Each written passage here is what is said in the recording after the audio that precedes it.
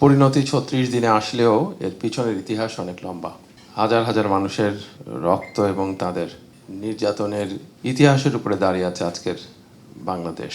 যতক্ষণ পর্যন্ত গুমের ভিকটিমরা ফেরত না আসেন ততক্ষণ পর্যন্ত গুমের বিষয়টা চলমান থাকে।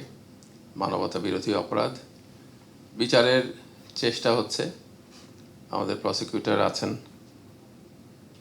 কিন্তু সমস্ত এভিডেন্সগুলো থাকার পরেও অনেক বাধা থাকে, যে বাধার সঙ্গে সংগ্রাম করতে হচ্ছে প্রতিনিয়ত।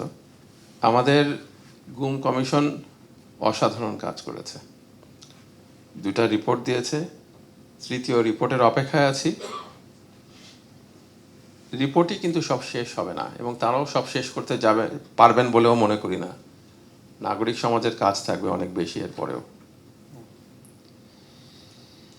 বাংলাদেশের বিচার প্রক্রিয়া ধ্বংস হয়ে গেছিল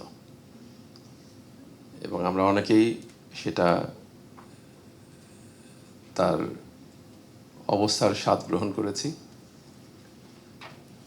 বিচার প্রক্রিয়াকে আবার দাঁড় করানো, বিচারগুলো করা, এবং যেটা নাবিলা বললেন যে অ্যাকচুয়াল ডিটেনশন সেন্টারগুলোতে, আয়নাঘরগুলোকে যদি আমরা রক্ষা করতে পারি তাহলেও এটা ইতিহাসের অংশ হয়ে থাকবে। আর যদি সেটা রক্ষা করতে না পারি তাহলে শুধু রেপ্লিকাতে কাজ হবে না।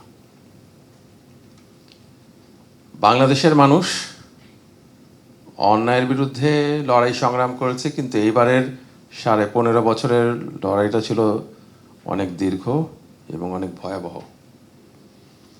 এর পরিণতি 36 দিনে আসলেও এর পিছনের ইতিহাস অনেক লম্বা। হাজার হাজার মানুষের রক্ত এবং তাদের নির্যাতনের ইতিহাসের উপরে দাঁড়িয়ে আছে আজকের বাংলাদেশ।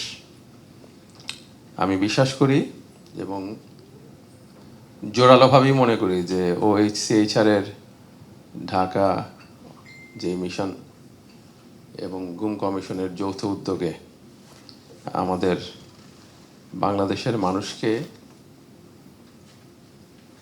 যারা নির্যাতিত হয়েছিলেন, গুমের শিকার হয়েছিলেন এবং অনেকেই বিচার বহির্ভূত হত্যাকাণ্ডের শিকার হয়েছিলেন, তাদের বিচার প্রাপ্তির ক্ষেত্রে একটা পথ দেখিয়ে দিয়ে যাবেন।